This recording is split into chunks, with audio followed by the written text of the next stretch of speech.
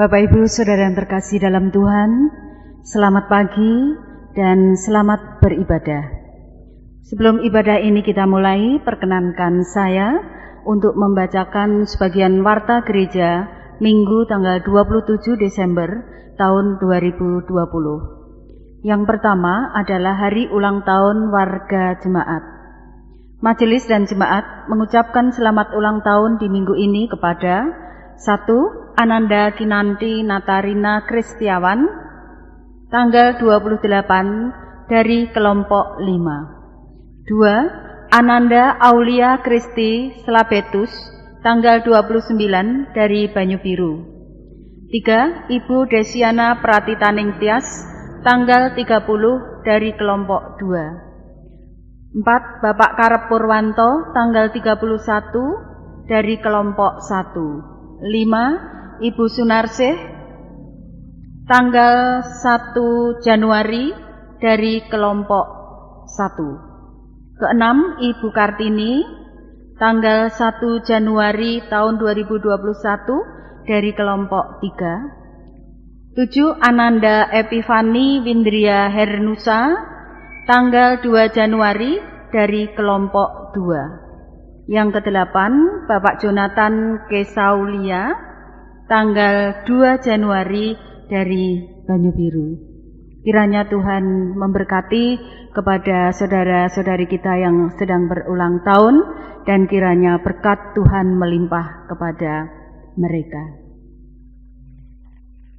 Warta gereja berikutnya yaitu ibadah Natal BKSAG Kecamatan Ambarawa akan dilaksanakan pada tanggal 28 Desember 2020 bertempat di Gedung Bawah GKJ Ambarawa, Jalan Anggrek nomor 3/1 Panjang Kidul Ambarawa, dan dimulai pukul 17.00. Ibadah ini hanya diperuntukkan bagi pengurus BKSAG dan pendeta. Mohon perhatian, dukungan, dan doa dari semua warga jemaat. Tuhan memberkati. Pada kebaktian hari Minggu 29 November 2020 telah dimulai masa Advent dan Natal tahun 2020 dan berakhir pada kebaktian hari Minggu Baptisan Yesus 10 Januari 2021. Mohon perhatian, dukungan, dan doa dari semua warga jemaat.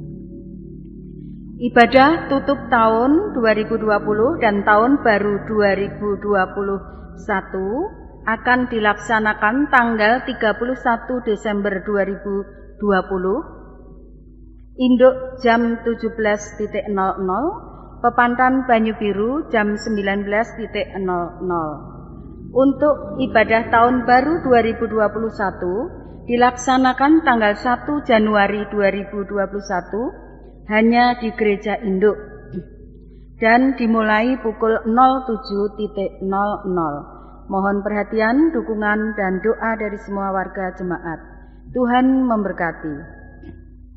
Berikutnya mohon dukungan doa dari semua warga jemaat untuk Bapak Suwondo kelompok 2 yang sedang dalam menjalani rawat inap di Rumah Sakit Santa Elizabeth Semarang, serta Saudara Daniel Paskatio kelompok 1 sedang menjalani rawat inap di RSUD Dr. Gunawan Mangunkusumo Ambarawa.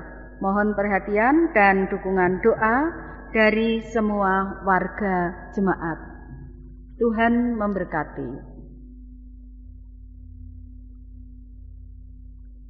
Berikutnya warga jemaat baru yaitu Saudari Yuni Ketetik yang saat ini bertempat tinggal di Pondoh RT 011 RW 05 Desa Rejosari Kecamatan Pringsurat Kabupaten Temanggung.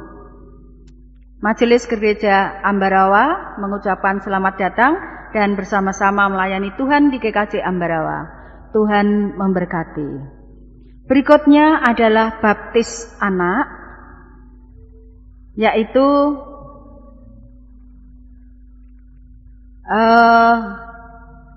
putri dari Ibu Ananda Ibu Arumsari Kusumaningsih dan Bapak Yudi Susanto kelompok 3 ini menyerahkan baptis anak ke GKJ Gondang Winangun, Klaten. Berikut sakramen baptis anak dilaksanakan pada kebaktian Natal tanggal 25 Desember 2020, yaitu yang pertama Ananda Gabriel Aresai Pradiptayasa, putra dari Ibu Tri Hike Susanti dan Bapak Daniel Ausa Krisandi kelompok 3. Yang kedua Ananda Keisha Natania Desinta, putri dari Ibu Kartini Diah Setiawati dan Bapak Iwan Fitriansah dari kelompok 5. Yang ketiga Ananda Aruna Grasina Flo Ede, putri dari Ibu Francisca Ayu Kristanti kelompok 5. Dan pendadaran akan dilaksanakan pada hari Kamis tanggal 24 Desember jam 16.30 di gereja. Mohon perhatian, dukungan dan doa dari semua warga jemaat. Tuhan memberkati. Warta terakhir, pada kebaktian Natal tanggal 25 Desember 2020 akan dilakukan persembahan akhir tahun. Amplop sudah tersedia di depan pintu masuk gereja. Mohon perhatian, dukungan dan doa dari semua warga jemaat. Tuhan memberkati. Demikian warta jemaat, yang selengkapnya bisa Bapak Ibu baca sendiri. Dan marilah kebaktian ini kita awali dengan saat teduh. Kepada Bapak Ibu Saudara yang terkasih dalam Tuhan, disilahkan.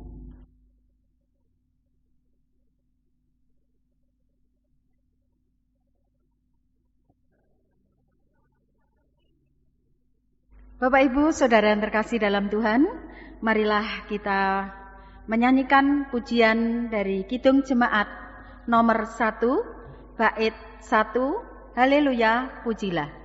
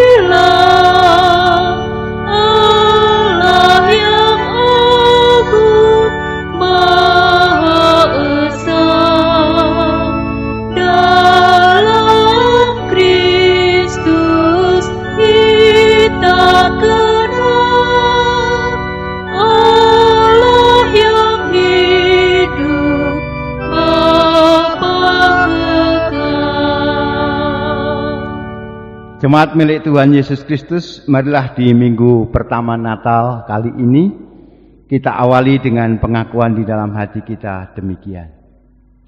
Bahwa Tuhan yang menciptakan langit dan bumi adalah sumber pertolongan kami. Oleh karena itu terimalah salam rasuli. Kasih karunia dan damai sejahtera dari Allah Bapa kita dan Tuhan Yesus Kristus ada pada saudara sekalian. Amin. Dipersilahkan duduk. Sebagai wujud rasa syukur kita, mari kita ungkapkan dengan nyanyian pujian nomor 1 bait yang kedua. Haleluya, pujilah.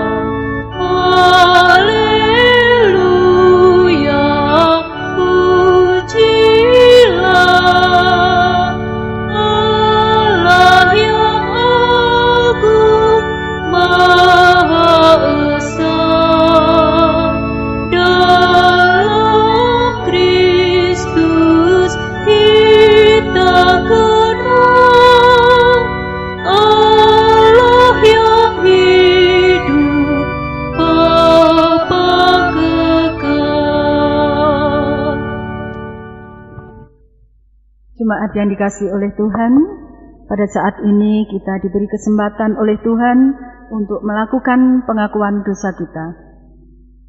Adapun landasan dari pengakuan dosa kita, yaitu akan kita baca hukum kasih yang diambil dari Matius bab 22 ayat 37 sampai 40.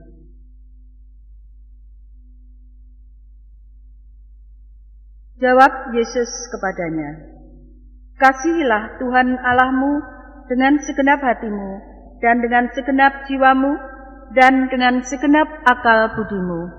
Itulah hukum yang terutama dan yang pertama. Dan hukum yang kedua yang sama dengan itu ialah, kasihilah sesamamu manusia seperti dirimu sendiri. Pada kedua hukum inilah tergantung seluruh hukum Taurat dan kitab para nabi." Untuk itu marilah dengan kita membaca hukum kasih ini, kita sesali dosa-dosa kita, dan kita memujikan nama Tuhan dengan nyanyian penyesalan dosa yang diambil dari PKJ nomor 39, bait 1, "Jikalau tidak menebusku."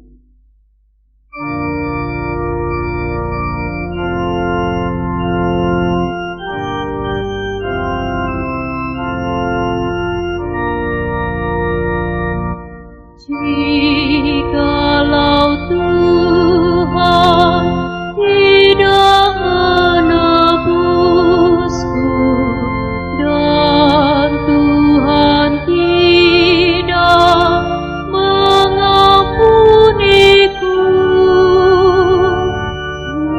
hidupku berbeban dan dosaku berat.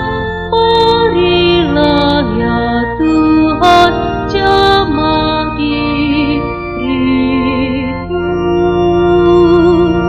Marilah ya Tuhan jamah diriku.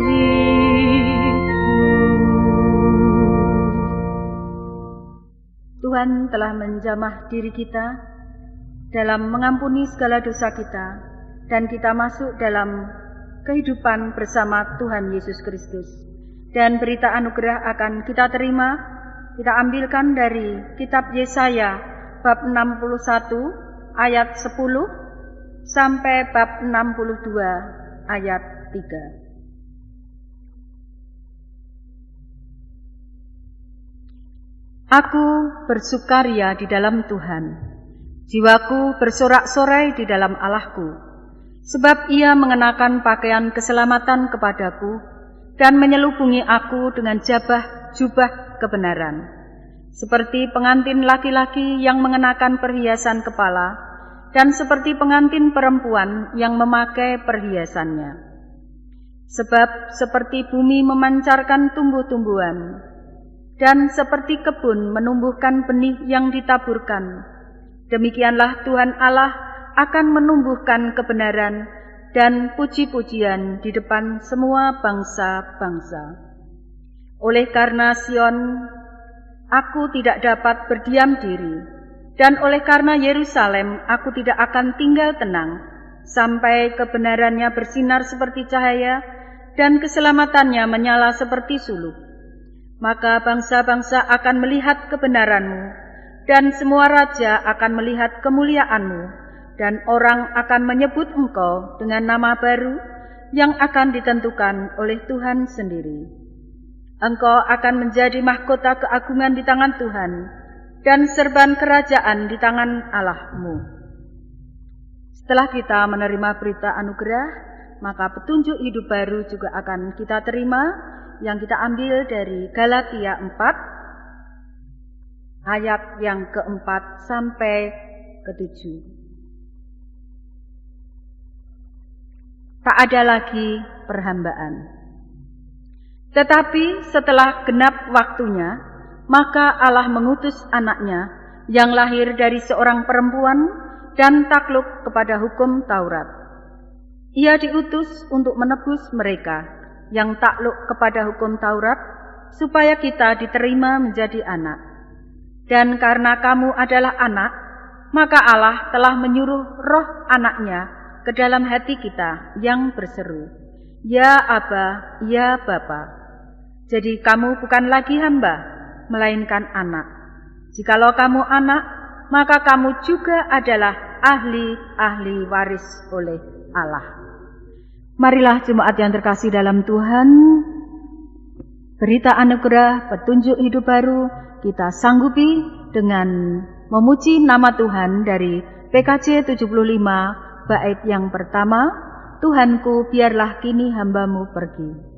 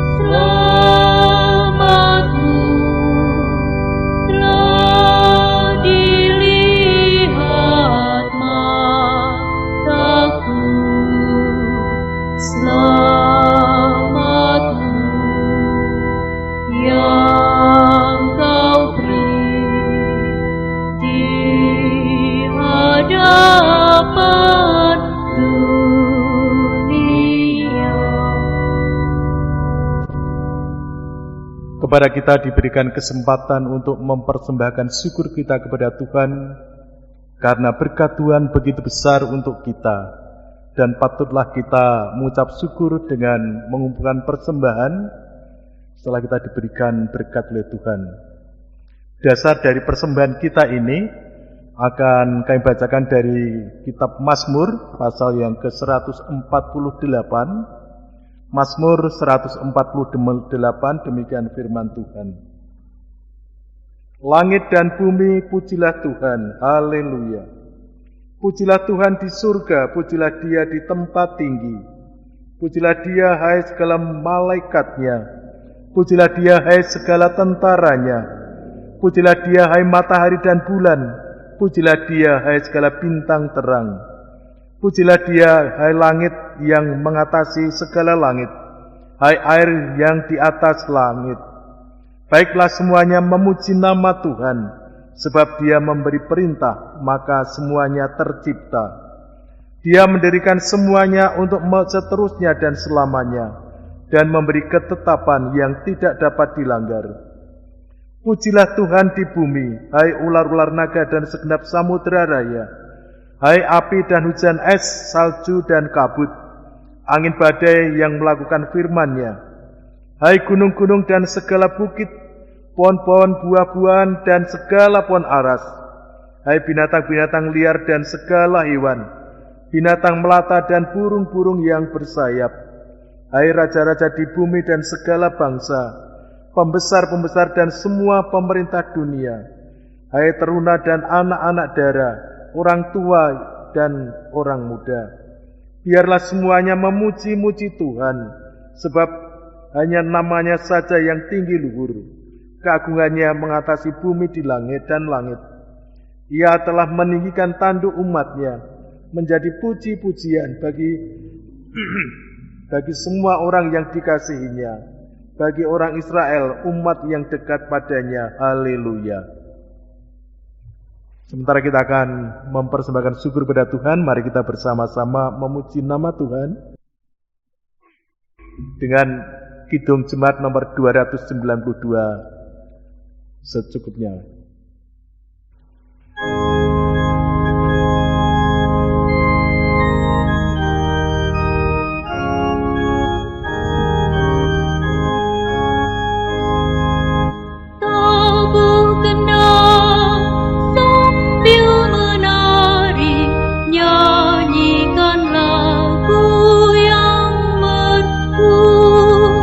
Bunyikanlah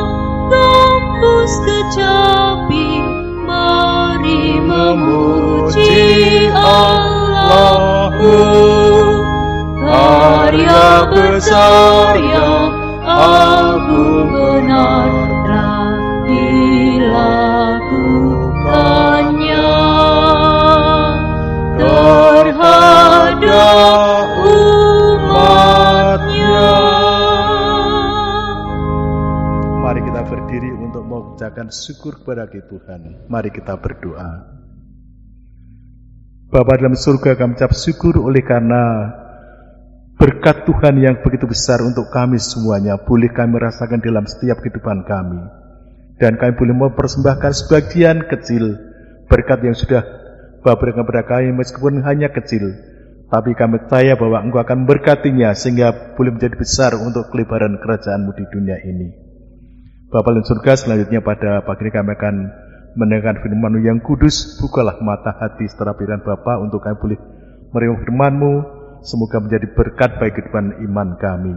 Dan pakailah hamba-Mu Bapak Pendeta Setio Utomo yang akan mengantarkan firman-Mu ini. Kiranya apa yang disampaikannya sesuai dengan kehendak-Mu. Ampunkan dosa serta Bapa. Doa dan permohonan kami naikkan di dalam nama yang kudus Tuhan Yesus Kristus. Amin. Silakan duduk kembali. Jemaat milik Tuhan Yesus Kristus, di minggu pertama Natal kita menerima bacaan Injil Lukas pasal yang kedua ayat 22 sampai 40. Injil Lukas pasal yang kedua ayat 22 sampai dengan 40. Dan ketika genap waktu pentahiran menurut hukum Taurat Musa, mereka membawa dia ke Yerusalem untuk menyerahkannya kepada Tuhan. Seperti ada tertulis dalam hukum Tuhan. Semua anak laki-laki sulung harus dikuduskan bagi Allah. Dan untuk mempersembahkan korban menurut apa yang difirmankan dalam hukum Tuhan, yaitu sepasang burung tekukur atau 2 ekor anak burung merpati. Adalah di Yerusalem seorang bernama Simeon. Ia seorang yang benar dan saleh, yang menantikan penghiburan bagi Israel. Roh Kudus ada di atasnya, dan kepadanya telah dinyatakan oleh Roh Kudus bahwa ia tidak akan mati sebelum ia melihat Mesias, yaitu dia yang diurapi Tuhan. Ia datang ke bait Allah oleh Roh Kudus. Ketika Yesus anak itu dibawa masuk oleh orang tuanya untuk melakukan kepadanya apa yang ditentukan hukum Taurat, ia menyambut anak itu dan menatangnya sambil memuji Allah, katanya, "Sekarang Tuhan, biarkanlah hamba-Mu ini pergi dalam damai sejahtera sesuai dengan firman-Mu. Sebab mataku telah melihat keselamatan yang daripada-Mu, yang telah Engkau sediakan di hadapan segala bangsa, yaitu terang yang menjadi penyataan bagi bangsa-bangsa lain, dan menjadi kemuliaan bagi umat-Mu Israel." Dan bapa serta ibunya amat heran akan segala apa yang dikatakan tentang dia.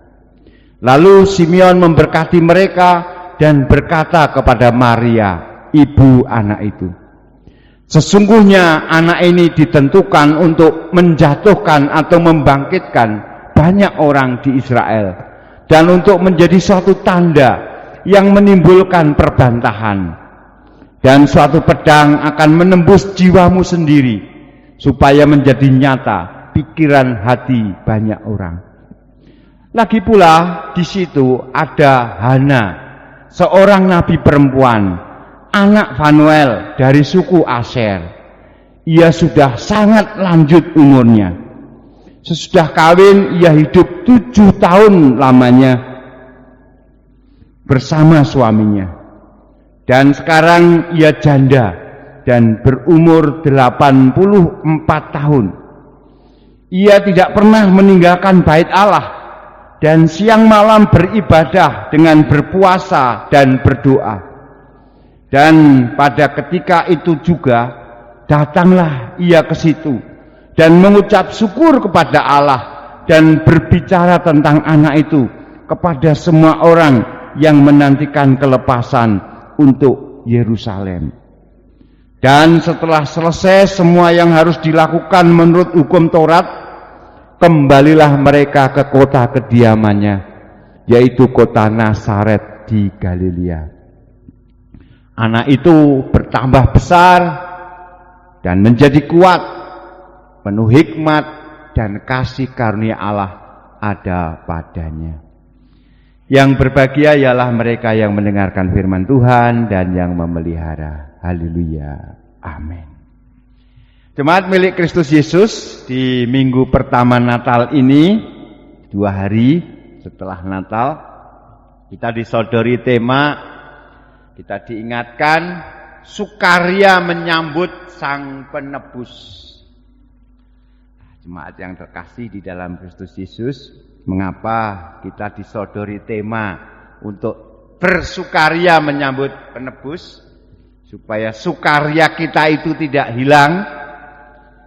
Ya, saat minggu pertama ini sekali lagi kita diingatkan kita menjalani masa Natal yang menurut kita masa Natal yang teraneh. Ya, sepanjang usia kita. Teraneh di dunia. Teraneh dari yang pernah ada. Kita mungkin lebih tekun untuk bersujud berdoa di rumah secara sendiri atau bersama dengan anggota keluarga yang terbatas. Kita tidak bisa bepergian ketemu dengan keluarga besar kita. Ya, mungkin kita mengikuti kebaktian malam dan kebaktian Natal, tetapi tetap dengan kesederhanaan dan protokol kesehatan. Sehingga kita perlu membatasi jumlah dan sebagainya. Nah Bapak Ibu, minggu pertama Natal ini juga sering dianggap sebagai minggu yang penuh kesepian. Ya, minggu yang sepi dalam semangat, minggu yang sepi dalam kehadiran. Jadi ini cocok. Di satu sisi minggu setelah Natal itu menjadi minggu yang sepi dalam semangat, kita ditambah lagi dengan suasana pandemi. Oleh karena itu tema tadi mengajak jangan sampai sukacita kita, sukaria kita hilang begitu saja, hilang secepat angin berlalu. Sebab bacaan-bacaan yang kita terima pada minggu pertama Natal ini berbicara 2 perkara. Perkara inkarnasi dan perkara situasi yang berantakan. Bicara tentang inkarnasi dan kehadiran Allah dan sekaligus berbicara tentang situasi di mana harapan itu hampir hilang. Ya, ini sangat cocok dengan situasi kita. Kita masih juga mengalami kecemasan akan tingginya angka yang terinfeksi COVID. Dan nyaris kalau bisa dikatakan kita saat ini hanya bisa berpegang pada harapan. Kita sudah sangat waspada dan tetap ada ancaman. Jadi kita hanya mengandalkan harapan. Kita perlu terus berpegang pada spiritualitas Natal. Kita perlu terus membicarakan soal kehadiran Tuhan. Karena ini penting sekali. Sebab kehadiran Tuhan pada dasarnya adalah kehadiran yang tidak terduga. Nah, persoalannya bacaan hari ini menyadarkan kita semua soal kemampuan kita. Indera spiritual kita untuk bisa memperhatikan atau menangkap adanya Tuhan di tengah-tengah kita. Baik itu menangkap tanda secara mikro maupun tanda secara makro. Karena bacaan-bacaan kita menyodorkan satu pemahaman, Tuhan itu pada dasarnya berlimpah mengungkapkan kehadirannya. Jadi dia melimpahkan kehadirannya secara melimpah. Tuhan itu memberikan petunjuk, memberikan tanda di mana-mana. Tapi lagi-lagi persoalannya mengapa kita sering gampang kehilangan sukacita dalam menyambut Natal? Karena kita memiliki indera yang kurang peka, memiliki indera yang tipis untuk bisa memperhatikan hal-hal di atas. Sebab jika kita dapat memperhatikan misalnya kehadiran Tuhan di bayi Bethlehem, semestinya kita juga dapat memperhatikan kehadiran Tuhan dalam segala hal. Lagi-lagi persoalannya adalah kemampuan melatih indera spiritual kita untuk bisa menemukan hadirat Tuhan. Bahkan bagi saya, ketika kita meneguk secangkir kopi hangat, ibaratnya saya meneguk secangkir kehidupan. Karena secangkir kopi hangat itu mengingatkan akan kesehatan, mengingatkan akan kenikmatan dan kehangatan pemeliharaan Allah. Mari kita buktikan dalam bacaan-bacaan kita. Bacaan pertama dalam kitab Nabi Yesaya. Nabi Yesaya berbicara tentang adanya zaman baru, di mana orang-orang tadi dikatakan akan mengenakan pakaian keselamatan, akan mengenakan serban kerajaan. Sering kasih. Ini suatu harapan yang ditumbuhkan oleh Yesaya. Jadi Yesaya mau mengatakan, manakala ada harapan yang berlimpah, maka di situ akan ada teriakan kegembiraan. Jadi Bapak Ibu, orang yang sulit tertawa, orang yang sulit bergembira, bersukacita, itu terkait dengan tebal tipisnya pengharapan. Orang yang memiliki harapan yang berlimpah, dia akan hidup diwarnai dengan sukacita dan kegembiraan. Itu inti kuncinya dari Yesaya tadi. Sebab Yesaya berbicara tentang adanya tatanan lama yang akan diubah oleh zaman baru. Zaman baru yang penuh keindahan, zaman baru yang penuh keadilan. Dan kata Yesaya itu sudah ada di depan mata umatnya. Jadi sekarang ini umat Allah sedang berada di ujung suatu lompatan kesadaran. Ada kesadaran bahwasanya zaman baru itu sedang kita jalani, meskipun masih panjang. Demikian pula dengan bangsa Israel yang menerima kitab Yesaya itu. Bapak Ibu, meskipun faktanya saat ini kita masih ada di tengah ketidakpastian, ya, masih ada ancaman pandemi, ancaman krisis ekonomi. Pertanyaan besar bagi kita, akankah kita akan mengalami zaman pemulihan? Zaman di mana pandemi itu sudah bisa dikalahkan oleh umat manusia. Akankah kita akan menghadapi atau mengalami zaman baru di mana masyarakat betul-betul mencintai keadilan dan kebenaran? Akankah kita melihat tatanan masyarakat yang peduli pada mereka yang rentan? Itu bacaan dalam kitab Yesaya. Akan lebih dalam lagi, akan lebih vulgar lagi manakala kita lihat dalam bacaan Mazmur 148.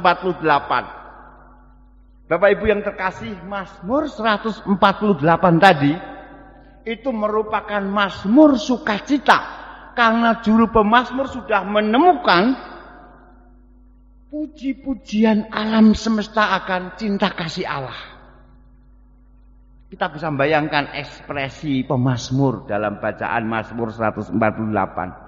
Dikatakan di sana, segala sesuatu memuji Tuhan. Energi Tuhan mengalir melalui semua hal. Energi Tuhan menginspirasi semua makhluk. Semua makhluk akhirnya memuji. Jadi dari kacamata pemazmur ini sebenarnya tidak ada zona mati, tidak ada zona putus asa, tidak ada wilayah yang tidak masuk akal. Oleh pemazmur dikatakan semuanya akan mengalami kekudusan dan kemuliaan Tuhan. Mazmur 148 ini dilengkapi dengan kata-kata terakhir dalam Mazmur 150 ayat 6. Ini menjadi kesimpulannya. Biarlah segala sesuatu yang bernafas memuji Tuhan. Ya karena tadi energi Tuhan dicurahkan mengalir pada semua hal. Dan tentunya bacaan Mazmur ini menantang kita untuk bertanya, bagaimana kita bisa memahami dan merasakan bahwasannya setiap nafas itu adalah doa. Setiap nafas itu adalah ungkapan berkah. Setiap nafas itu adalah isinya karunia. Jadi setiap nafas dan setiap gerak kita di sana ada kehadiran dan berkat Tuhan. Betapa dalamnya pemahaman dan penghayatan dari Mazmur 148. Makanya jangan sampai kehilangan sukacita. Jangan buat kemampuan indera kita itu tipis untuk tidak mampu melihat aliran energi Tuhan itu. Sementara itu dalam bacaan kitab Galatia, Paulus dengan sangat lugas mengatakan Roh Kudus yang membuat kita menjadi lebih dekat kepada Allah pencipta langit bumi ini. Roh Kudus yang memampukan kita menyebut Dia Aba Bapa. Suatu relasional yang sangat intim. Jadi menurut Paulus, firman Tuhan itu sudah datang ke hati kita sama seperti ketika ia datang di kandang Bethlehem.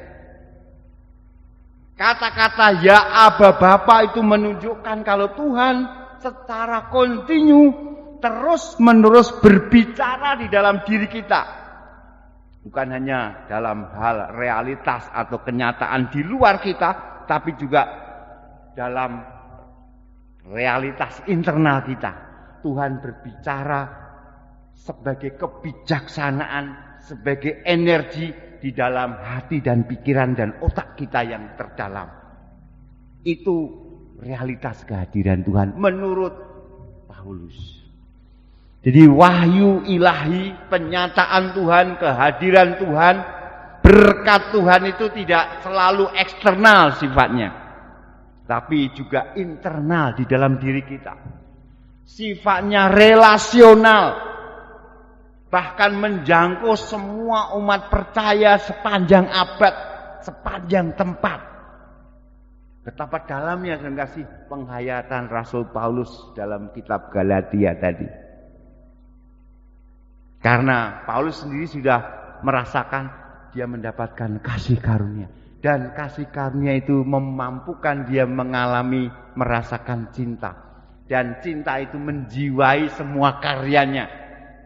Jadi pekerjaan kita kalau kita lakukan dengan cinta itu akan lebih hebat, lebih maksimal. Sama seperti yang dilakukan oleh Rasul Paulus.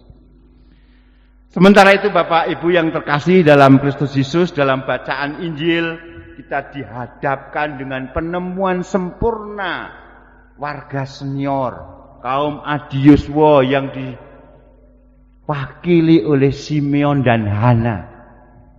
Kita bisa melihat dan membayangkan bagaimana Simeon dan Hana ini menunggu puluhan tahun untuk kehadiran Mesias.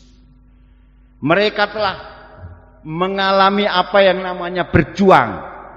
Mereka telah berpuasa, berdoa, memohon pemahaman supaya mampu mengenali Mesias secara benar.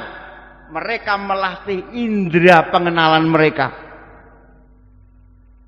Sehingga kehadiran Mesias yang tidak terlalu mencolok bagi banyak orang, karena seperti kebanyakan keluarga muda membawa anaknya ke bait suci, ya kalayak tidak memperhatikan Yusuf dan Maryam.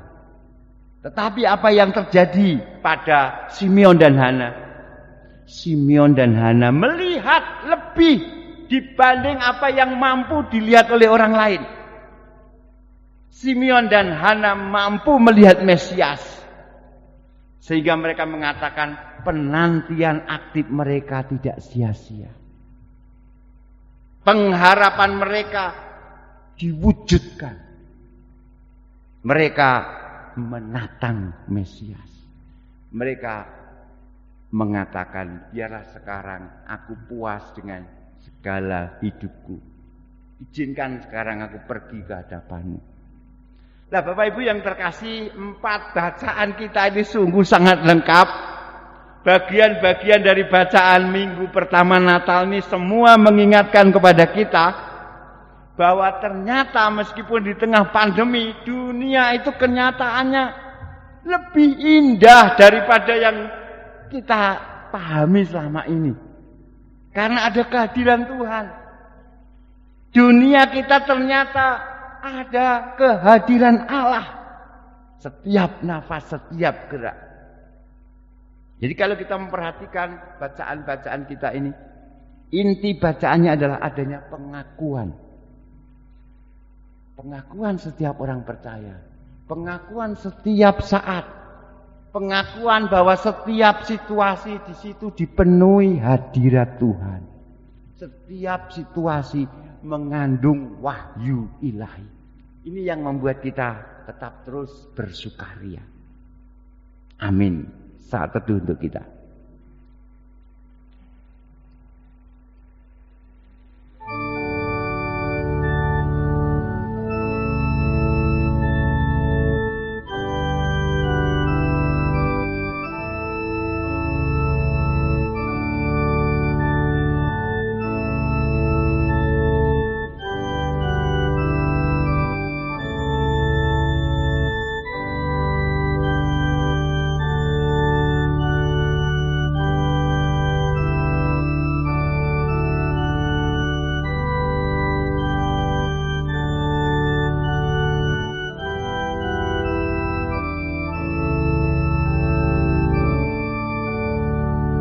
Kita berdoa seperti yang diajarkan oleh Tuhan Yesus kepada kita. Kita berdoa doa Bapa kami. Bapa kami yang di surga, dikuduskanlah namamu. Datanglah kerajaanmu. Jadilah kehendak-Mu di bumi seperti di surga. Berikanlah kami pada hari ini makanan kami yang secukupnya. Dan ampunilah kami akan kesalahan kami, seperti kami juga mengampuni orang yang bersalah kepada kami. Dan janganlah hamba kami ke dalam pencobaan, tapi lepaskanlah kami daripada yang jahat. Karena Engkaulah yang punya kerajaan dan kuasa dan kemuliaan sampai selama-lamanya. Amin. Kami undang untuk bangkit berdiri. Kita nyanyikan nyanyian pengutusan. Tuhan mengutus kita ke dalam dunia, bawa pelita kepada yang gelap.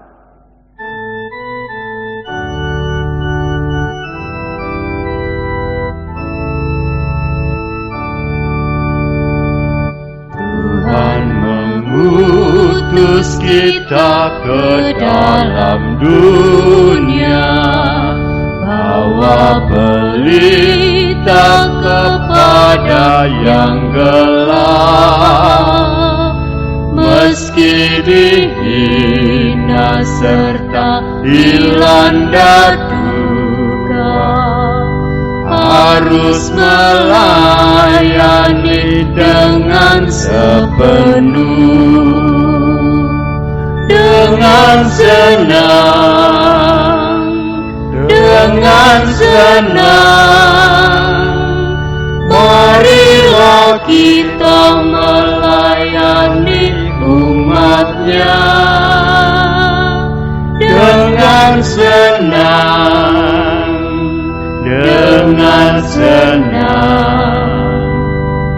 berarti kita memuliakan nama-Nya.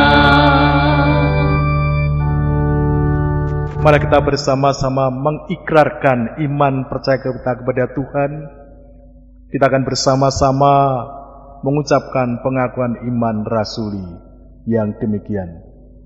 Aku percaya kepada Allah Bapa yang Maha Kuasa, Khalik langit dan bumi, dan kepada Yesus Kristus anaknya yang tunggal Tuhan kita, yang dikandung daripada Roh Kudus, lahir dari anak darah Maria, yang menderita di bawah pemerintahan Pontius Pilatus, disalibkan, mati dan dikuburkan, turun ke dalam kerajaan maut.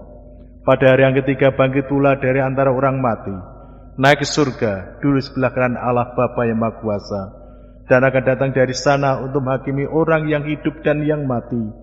Aku percaya kepada Roh Kudus, gereja yang kudus dan persekutuan orang kudus, pengampunan dosa, kebangkitan daging, dan hidup yang kekal. Amin. Jemaat yang terkasih, mari kita terus tetap bersukacita dalam segala keadaan, sebab dengan bersukacita itu menunjukkan pengharapan kita. Dan terimalah berkat-Nya. Kasih karunia Tuhan Yesus Kristus dan kasih Allah serta persekutuan Roh Kudus menyertai saudara sekalian. Amin. Kita akhiri dengan nyanyian penutup, Tuhan mengutus kita ke dalam dunia.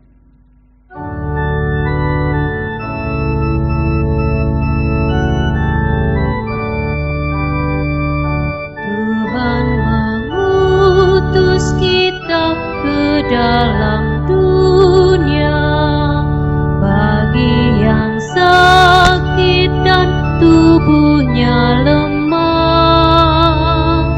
meski dihina serta dilanda duka, harus